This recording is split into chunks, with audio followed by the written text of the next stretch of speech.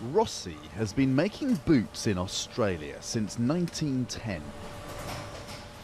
Even today, the 150,000 pairs of boots it produces each year are largely handmade. Of the 85 employees, some have been here their entire working lives. 31 years I've worked here. It's a very good team. We work together quite well. I know most of them. I know. But Rossi is a rarity.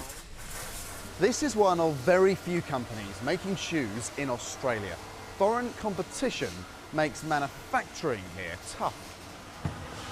2 years ago, a major government contract to supply Australia's military went to a company manufacturing in Indonesia, which bid 15% less than Rossi. It's frustrating because there's no consideration for any sort of economic benefit to the local region or to the country based on spending money inside the country.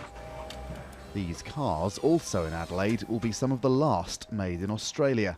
Next year, all the country's remaining car factories will close. It's in that context that concern for Australia's manufacturing sector is high on the political agenda.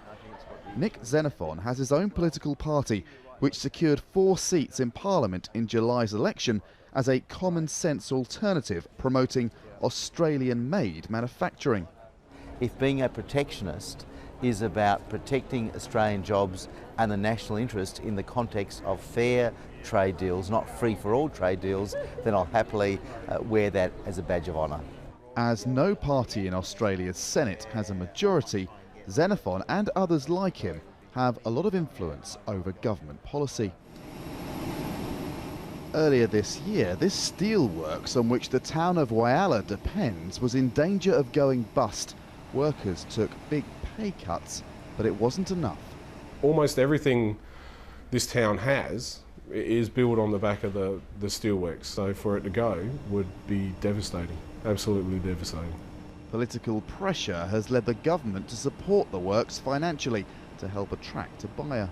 The Commonwealth Government has provided us with a $50 million loan.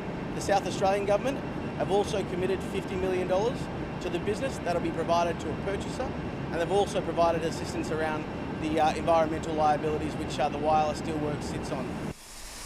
Australia's government believes in free trade and free markets, but faced with their consequences, there are signs its ideological position may be shifting. Andrew Thomas, Al Jazeera, Adelaide.